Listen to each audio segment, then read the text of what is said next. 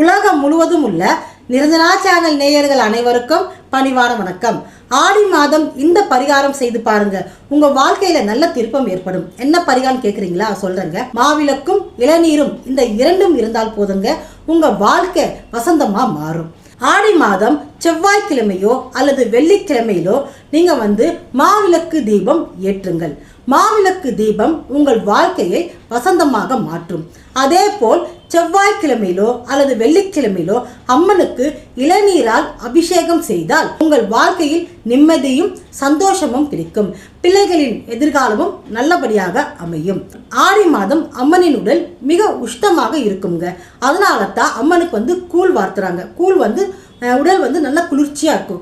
அதே போல இளநீர் அபிஷேகமும் அம்மனின் உடலை குளிர்ச்சியாக்கும். ஏங்க ஆடி மாதம் மட்டும் அம்மனின் உடல் உஷ்ணமா இருக்குமா? ஏங்க அப்படின்னு கேட்குறீங்களா? சொல்றேங்க. ஏனென்றால் ஆடி மாதம் அம்மனை நினைத்து பக்தர்கள் தீ மிதிப்பார்கள். அவர்கள் தீ மிதிக்கும் பொழுது அவர்கள் மிதிப்பது இல்லைங்க, உண்மையிலேயே ஒரு பக்தரின் உடலும் அம்மன் இறங்கி தீ மிதிக்கின்றார். இதனால் அம்மனின் உடல் உஷ்ணமாக மாறும்.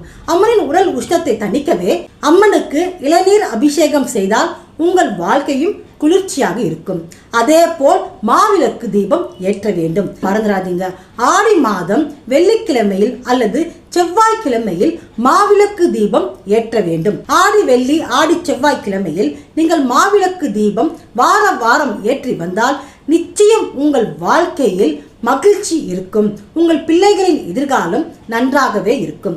அந்த மாவிளக்கு தீபம் ஏற்றிய பிறகு அந்த மாவிளக்கை மறுநாள் குப்பையில போட்டுறக்கூடாதுங்க. அதை பசுமாட்டுக்கு நீங்கள் வைத்து விட வேண்டும். அதாவது குப்பையெல்லாம் போடவே கூடாது. பசுமாட்டுக்கு நீங்க வைத்தால் உங்கள் இல்லத்தில் மகாலட்சுமி நிறைந்து இருக்கும். ஆடி மாதம் மாவிளக்கு தீபம் கண்டிப்பா நீங்க ஏற்ற வேண்டும்.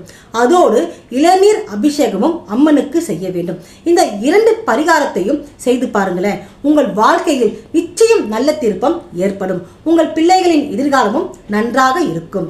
அம்மனின் அருள் என்றும் உங்களுக்கு நிறைந்து இருக்கும். உங்களுக்கும் உங்கள் குடும்பத்தினருக்கும் அம்மனின் அருள் பரிபூர்ணமாக இருக்கும்.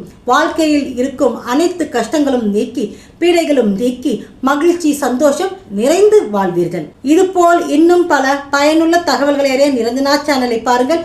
என்றும் நிரஞ்சனா சேனலோடு இணைந்திருங்கள். நன்றி, வணக்கம்.